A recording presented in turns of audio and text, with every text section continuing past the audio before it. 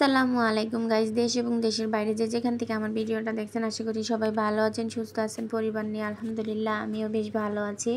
তো নতুন আরেকটা ভিডিও নিয়ে চলে আসলাম তোমাদের মাঝে। ভিডিওটা দেখে নিও শুরু থেকে শেষ পর্যন্ত, আশা করি তোমাদের ভালো লাগবে।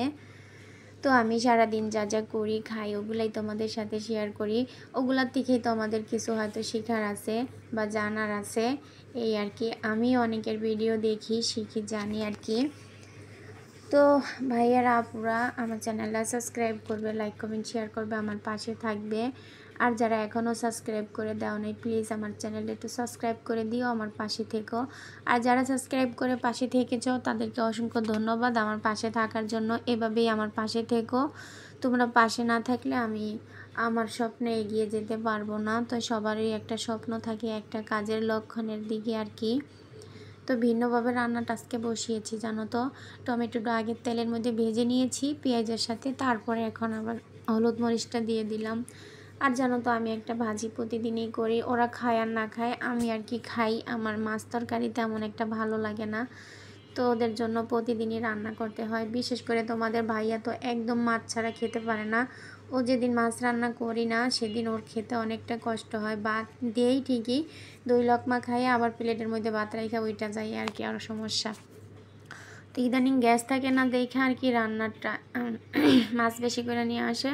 আজকে রান্না করে আবার আরেক দিন একটা নিয়ে আসে, ওইটা আবার পরের দিন রান্না করার জন্য কেটে রেখে দিই গোসলের আগে। তো দেখো রান্নাটা প্রায় হয়ে গেছে, জিরা দিয়ে এখন নামিয়ে নিব। সাথে একটু ধনিয়া পাতাও দিব, কারণ ধনিয়া পাতা দিলে তো আমার, না দিলে আমার তরকারি একদম ভালো লাগে না খেতে। আর ধনিয়া পাতাটা আমার 12 মাসই খাওয়া লাগে, এটা একটা বদ অভ্যাস। তো ধনিয়া পাতা টমেটো কাঁচামরিচ যত দামি হোক খাওয়া লাগে। তো এখানে দেখো রান্নার পাশাপাশি চুলাটাও পরিষ্কার করে নিচ্ছি। রান্না শেষ, অপর পাশের চুলাটা একটু পরিষ্কার করে তারপর এখন রান্নাঘর থেকে বের হয়ে যাব। আজকে কয়েকদিন যাবৎ খুব ঠান্ডা, শরীরটা একদম ভালো লাগে না। তারপরও টুকিটাকি কাজ করি, তোমাদের সাথে একটা ভিডিও শেয়ার করি। অবশ্যই আমার ভিডিওটা দেখে নিও ভাইয়ারা আপুরা। আর কালকে যে মেয়ের জন্য পায়েস রান্না করছিলাম, ওই পায়েস লামের আব্বু খেয়ে নিয়েছে, মজা পেয়েছে। তার জন্য মেয়েটা বলছে আমার জন্য পায়েস রান্না করো, মানে কথা এখনও ভালো বলতে পারে না। তো আজকেও একটু রান্না করে দিলাম, চাল বাদাম টাদাম দিয়ে সুন্দর করে। তো এখন ওদের রুমটা একটু বিছনাদারিগুলো গোছগাছ করে তারপর একটু মোছামাছি করে নিতেছি, কারণ এগুলো একটু প্রতিদিনই মশা লাগে, ধুলা পড়ে যায়। এত ধুলা যে কোথা থেকে আসে আল্লাহই জানে।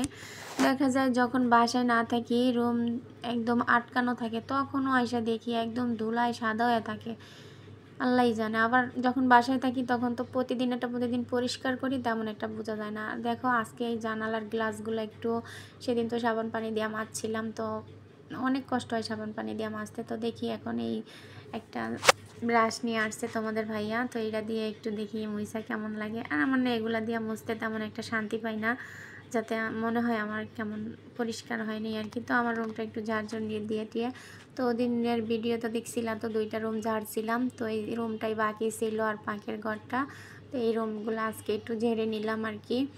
তো এখানে ছেলেটা আমাকে একটু ভিডিও করে দিচ্ছে আর আমি সুন্দর মতো ঘরটা ঝেড়ে নিচ্ছি, তোমাদের সাথে শেয়ার করতেছি। ঘরটা ঝাড় দিয়ে, ঘর ঝাড়ু দিয়ে তখন ঘরটা মুছে এই যে গোসল মোসল করে তারপরে যে কাপড়গুলো রোদে দিয়ে দিলাম। তো এখন নামাজ কালাম পরে উঠছি, দেখি তো আমাদের ভাইয়া তো প্রতিদিনই দুপুরে আসে। তো আজকে না আমার সয়াবিন তেল শেষ হয়ে গেছে, তো উনি পলিথিন দিয়ে নিয়ে আসছে, বোতল আনে নাই, নাকি বোতল দোকানে শেষ হয়ে গেছে। তো এই যে দেখো ভিডিওটা কেমন হয়েছে অবশ্যই জানাবে কমেন্ট।